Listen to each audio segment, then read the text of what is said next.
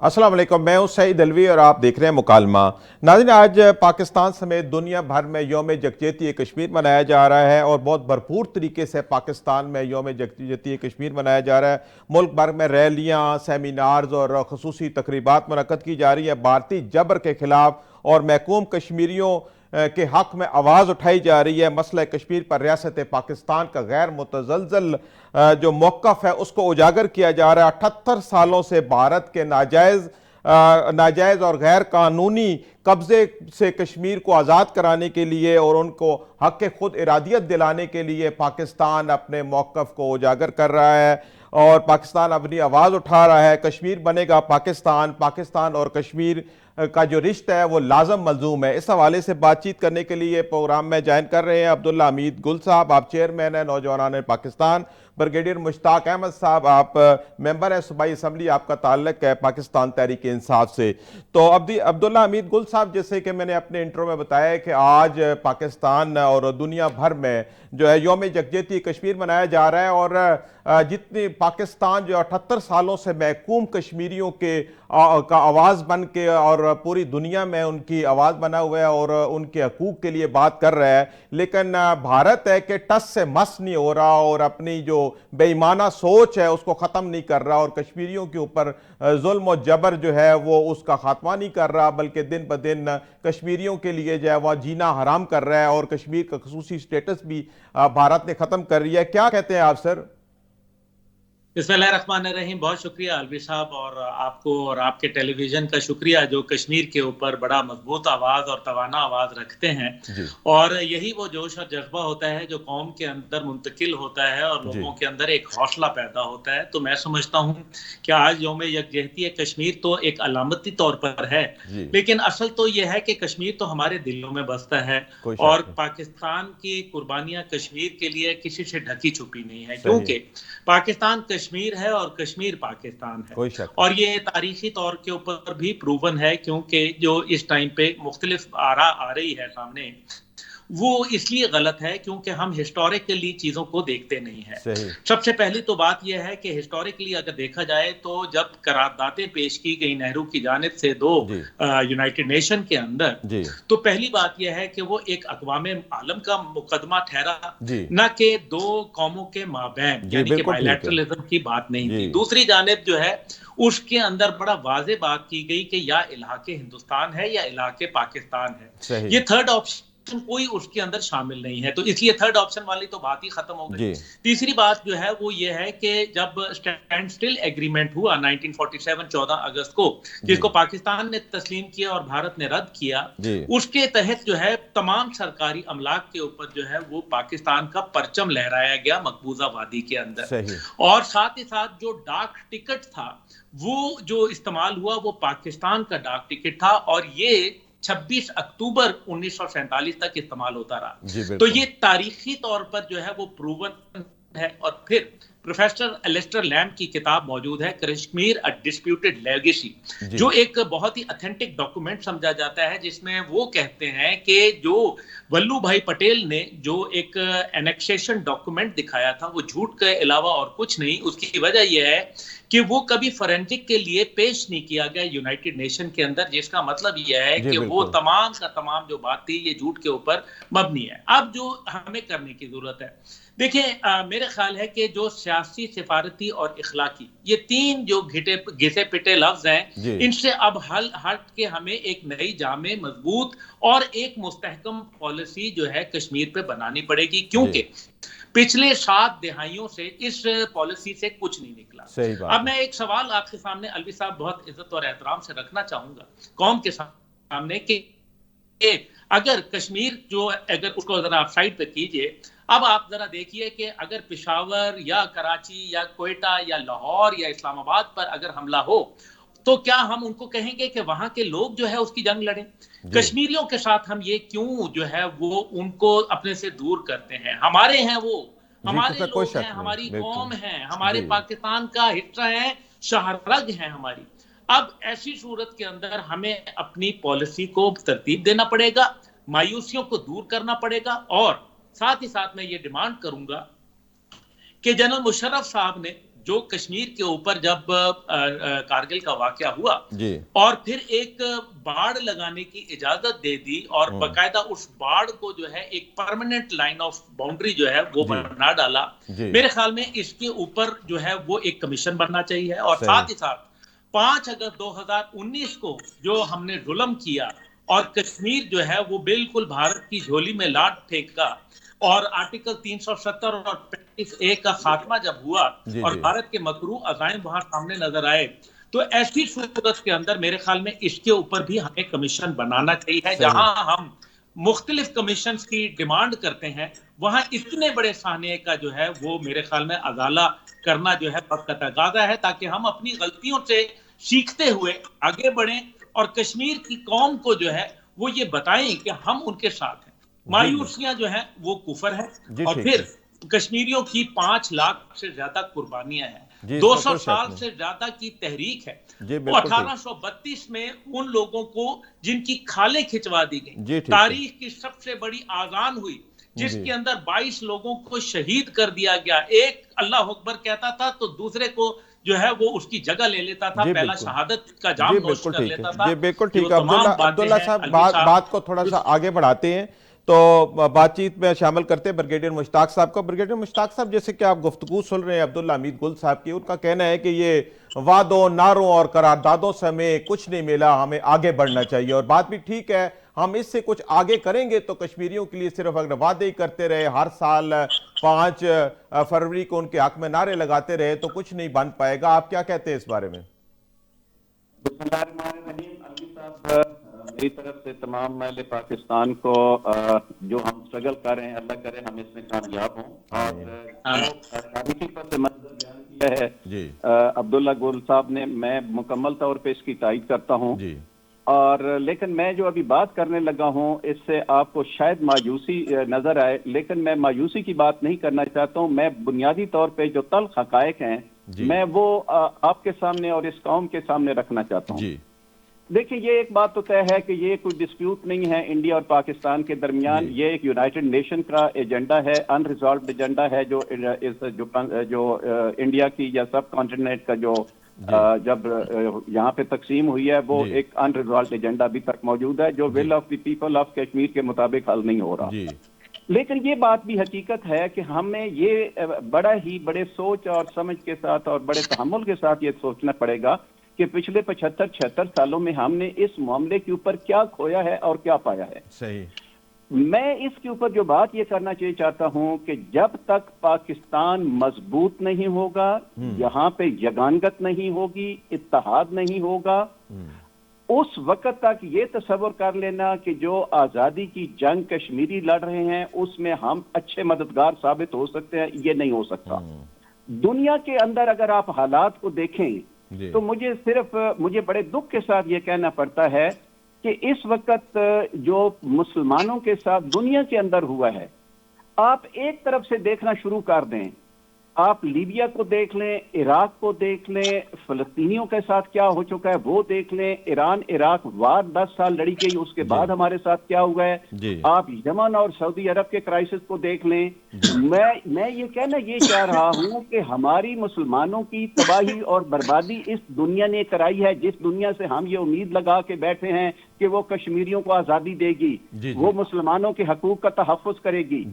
तो सबसे बड़ा ड्रॉबैक तो यह है कि जो tide of the international level के ऊपर जो हो रही है, हम ये कश्मीर इशू उसके अंदर उसकी इतनी अहमियत नहीं हो रही।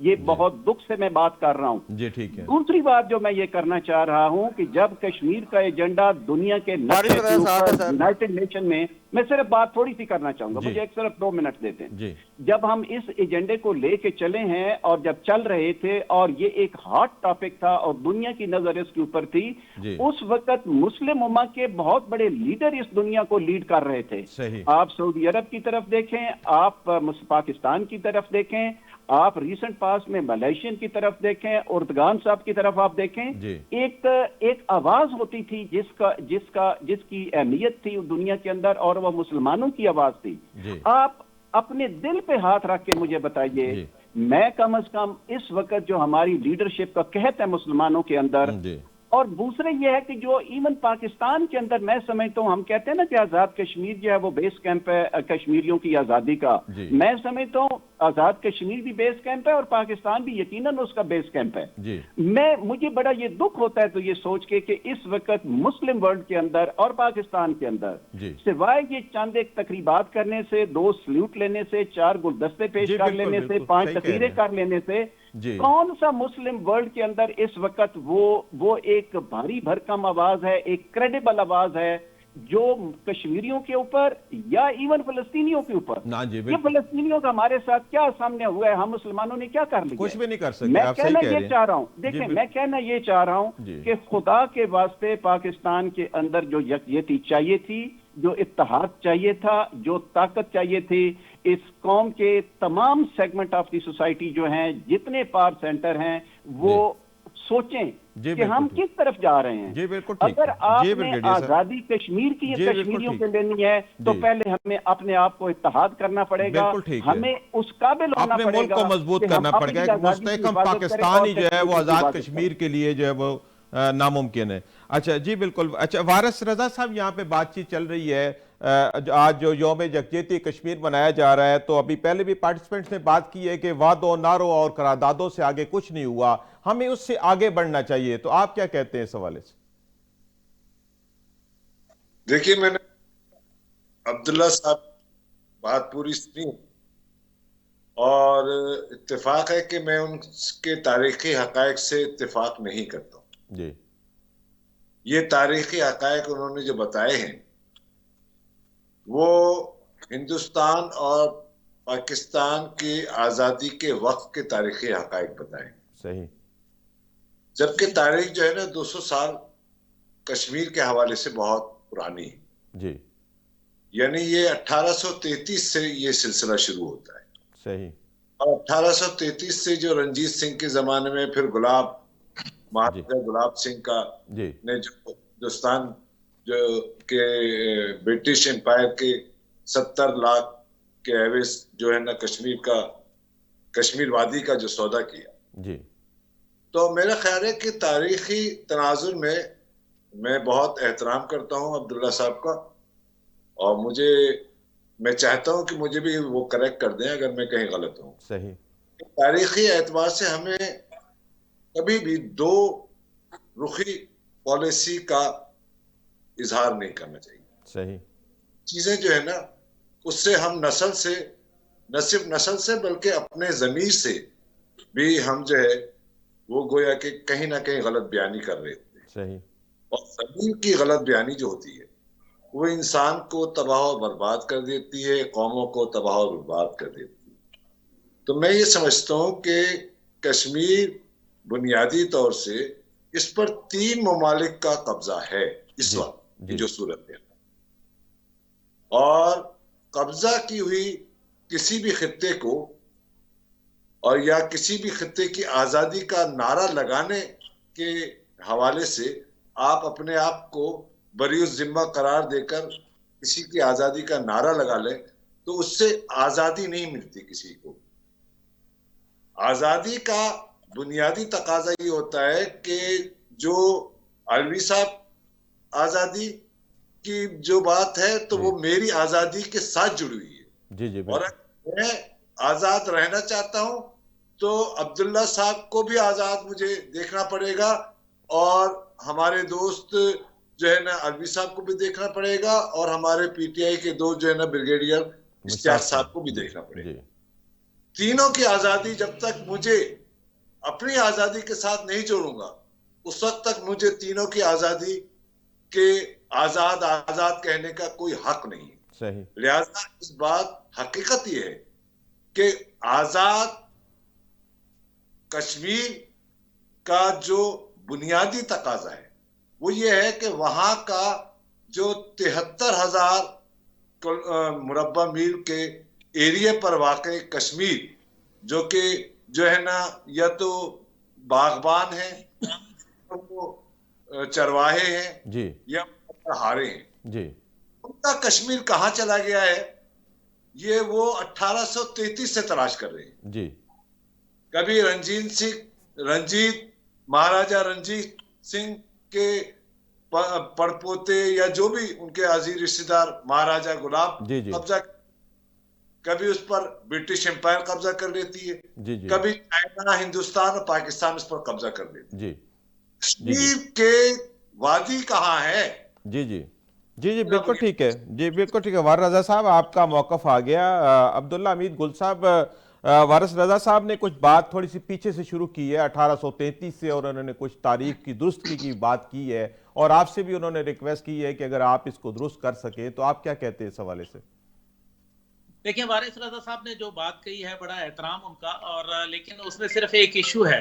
मैंने जितने भी हवालात दिए हैं वो मैंने आपको किताबों के नाम बताए हैं। यूनाइटेड नेशन की करारदादों में अगर ऐसा लिखा हुआ है जिसको दो मुल्कों ने और अक़वाम आलम ने कबूल किया, मैं तो आपसे यही बता रहा हूँ ना कि ये दो मुल्कों के माबैन मामला ही नहीं था, ये तो अक़वाम आलम का था। जब नेहरू दो दफा जब यूनाइटेड नेशन में चला गया तो अक़वाम आलम में चला गया। आप सही कह रहे हैं, बिल्कुल जी हाँ। नेहरू लेके गया था ना, मैं तो नहीं लेके गया, ना अलवी साहब आप लेके गए, ना वारिस साहब ले गए।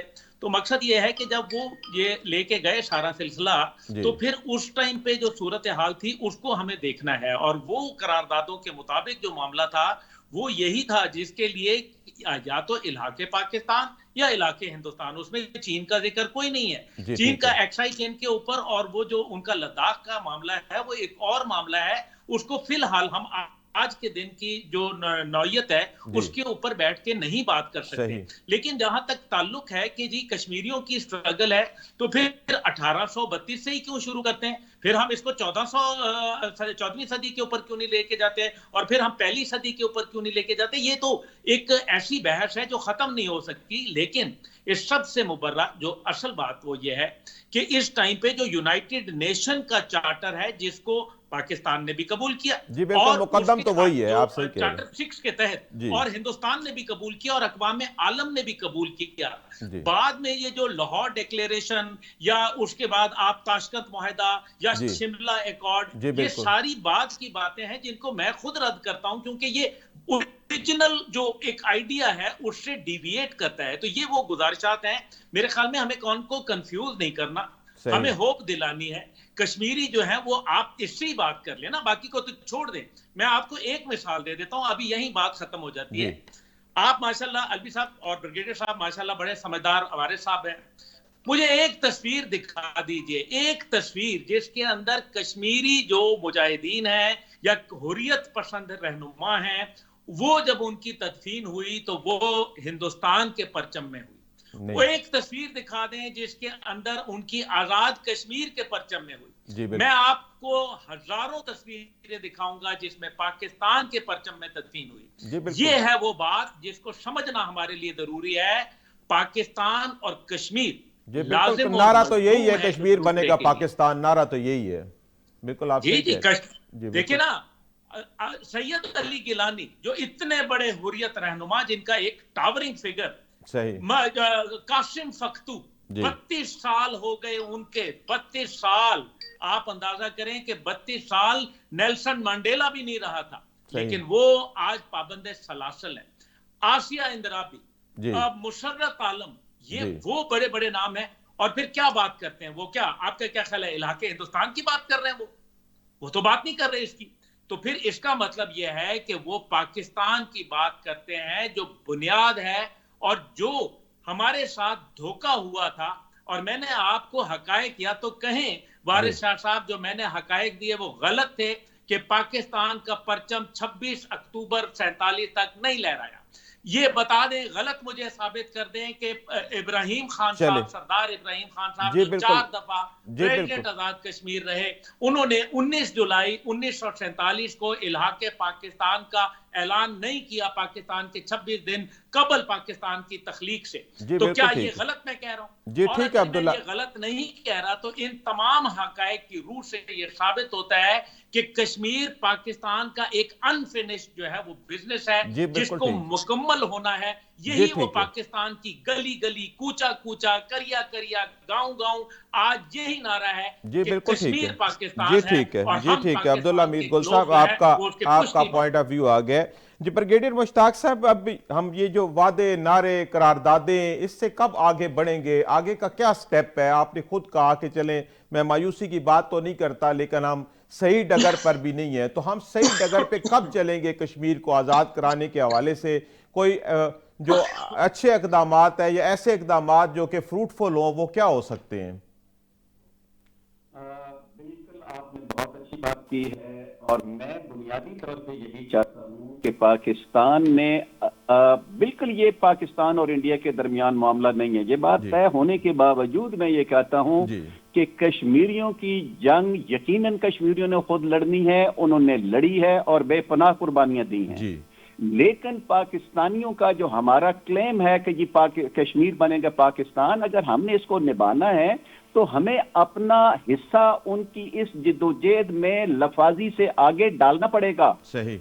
उसकी बहुत से तरीके हैं। मैं उसके नंबर 1 एक ये है कि हमें कश्मीरियों को ये एहसास दिलाना पड़ेगा, तकरीर से नहीं, उनको महसूस हो, पाकिस्तान के अवाम को महसूस हो, खित्ते के मुसलमानों को महसूस हो कि पाकिस्तान के अंदर इतनी कैपेसिटी है, इतनी कैपेबिलिटी है, इनके अंदर इतनी पॉलिटिकल विजडम है कि वो कश्मीरियों के हकूक का तहफ़्फ़ुज़ कर सकते हैं। उसके लिए ये जरूरी है कि पाकिस्तान के अंदर यगानगत पैदा की जाए, पाकिस्तान को एक ताकतवर मुमलिकत के तौर पे बनाया जाए।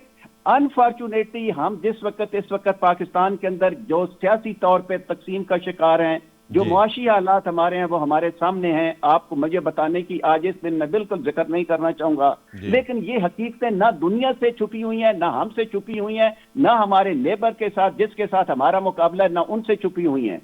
तो मेरी गुजारिशात ये होंगी कि इस कौम को यूनिफाइड करो, सही। पाकिस्तान को के अंदर यगानगत लेके आए, लोगों का और इंस्टीट्यूशन का एक दूसरे के ऊपर ट्रस्ट हो। पाकिस्तान मिलिट्री के तौर पे, फिक्री तौर पे, नजरियाती तौर पे, मुआशी तौर पे एक ऐसी मुमलिकत के तौर पे उभरे जिसके अंदर पाकिस्तानियों का अपना एतमाद हो, कश्मीरियों का एतमाद हो, मुसलमानों का एतमाद हो। और जब पाकिस्तानियों की आवाज कश्मीरियों के साथ मिले तो उसकी गूंज और उसके असरात जो है वो श्रीनगर और नई दिल्ली तक महसूस होने चाहिए। जिस दिन ये महसूस होने शुरू हो गए अलवी भाई, उस दिन हमें तकरीरों की बजाय नहीं, आपको रिजल्ट मिलना शुरू हो जाएगा।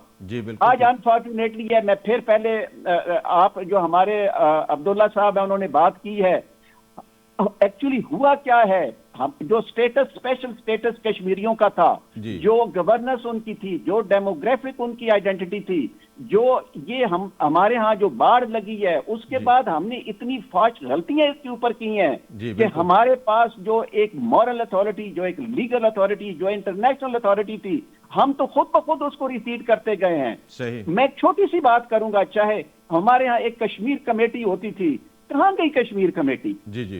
मतलब हम तो जो हम ये अपने अंदर एक हम करना चाह सक रहे थे, हम तो उससे भी दस्तबरदार होते जा रहे हैं। और हम ये समझते हैं कि ये दुनिया हमारे ये इस तरह की जो किरदार है, जो कश्मीरी है, क्या वो इसको देख नहीं रहे हैं? जी बिल्कुल देख रहे हैं, क्यों नहीं देख रहे हैं, बिल्कुल देखें। ये मैं बुनियादी तौर पे जो बात बार बार करना चाहूंगा कि इस मुल्क को मजबूत करो, इदारों के साथ, अवाम के साथ, इस मुमलकत पाकिस्तान के ऊपर पाकिस्तानियों का एतमाद होना चाहिए। जी बिल्कुल ठीक है, कश्मीरियों का एतमाद होना चाहिए। इंशाल्लाह इसके रिजल्ट आपको नजर आएंगे। जी ठीक है। अच्छा अब्दुल्ला हमीद गुल साहब, कुछ गलतियों का आपने जिक्र किया जिनके ऊपर कमीशन बनाने की बात आपने की, ब्रिगेडियर साहब ने भी कहा कि कुछ गलतियां हमने, जैसे वो बाढ़ वाली बात कर रहे हैं, आप भी कर रहे हैं, जो जनरल मुशर्रफ साहब के दौर में हुआ, तो इन गलतियों का इजाला कैसे मुमकिन है?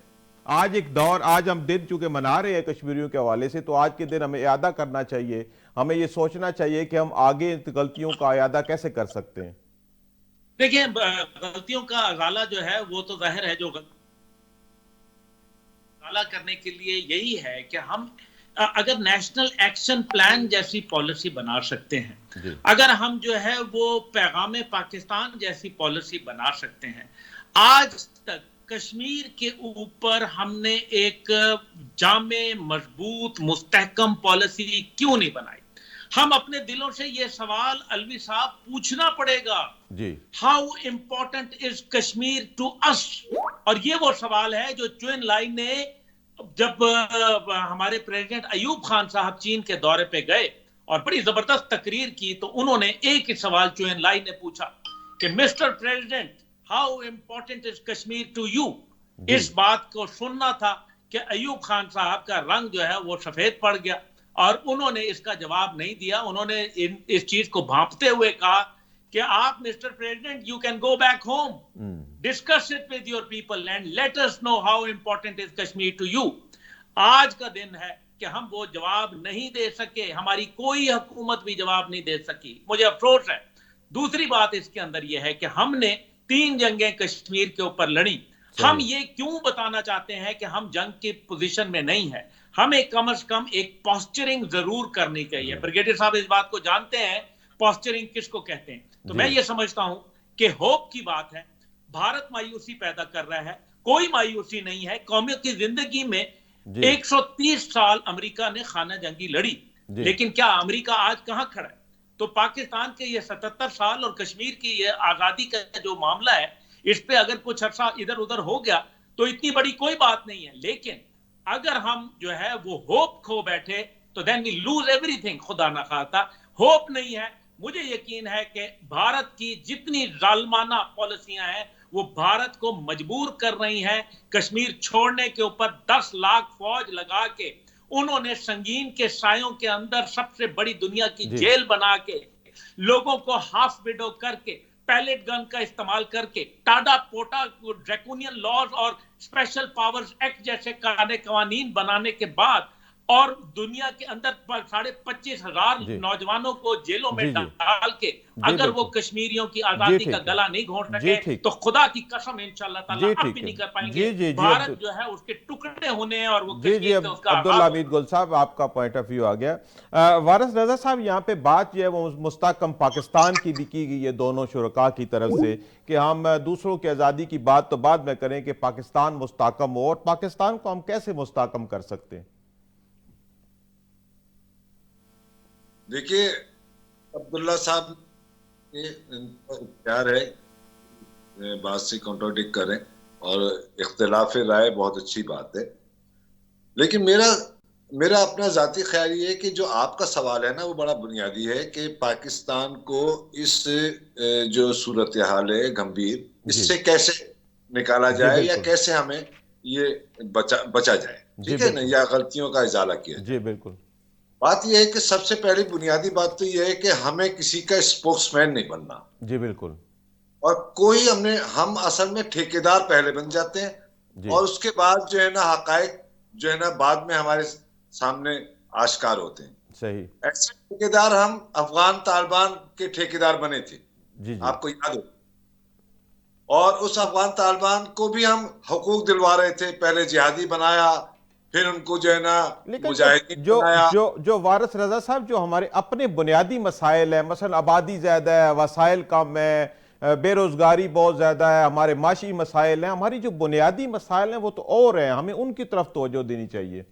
बिल्कुल, मैं वहीं आ रहा हूं, आपकी ही बात पर आ रहा हूं। मेरा मतलब यह है कि मसला यह है कि पाकिस्तान का इशू जो है वो पाकिस्तान की गुर्बत है, उसका अफलास है, उसके अनएजुकेटेड जो है ना आवाम की तादाद है, ठीक है, और हमारे यहाँ इंफ्रास्ट्रक्चर की कमी है। हमारे यहाँ तरक्याती जो इंफ्रास्ट्रक्चर है उसके जो मुजमहिल हालत है उसको देखने की जरूरत है। बात यह है कि कश्मीर क्या, हम तो हर एक के हक खुद इरादियत और उसकी आजादी की बात करने के काबिल मुल्क होने चाहिए, और हमें अपने आप को हमारे माशी तौर से, जमहूरी तौर से हमको इतना मुस्तहकम होना चाहिए कि हम हर एक के लिए आजादी की उसकी जद्दोजहद में आवाज उठाएं, और हमारी आवाज इतनी मुस्तहकम हो कि यूएनओ क्या, दुनिया के तमाम ताकतवर ममालिक हमारी आवाज का वेट महसूस करें, उसका वजन महसूस करें। लेकिन जो यूएन की करारदादें कश्मीर के हवाले से वो तो वैलिड है, उसके ऊपर तो भारत को जरूर जो है वो अमल दरामद कराना चाहिए। नहीं, ये सिर्फ भारत को अमल दरामद कराना चाहिए या पाकिस्तान को अमल दरामद कराना चाहिए? मसला इससे और ज्यादा बढ़कर ये है कि क्या ये भारत, हिंदुस्तान या पाकिस्तान या यूएनओ क्या कश्मीर के अवाम के जो हक है, खुद इरादियत है, जी उसको मर्जी जी के मुताबिक देने पर तैयार हैं। जी जी जी जी नहीं, जी वारिस साहब, आपका बहुत शुक्रिया। यहाँ पे वक्त हुआ है एक ब्रेक का, हाजिर होते हैं एक छोटे से वक्फे के बाद।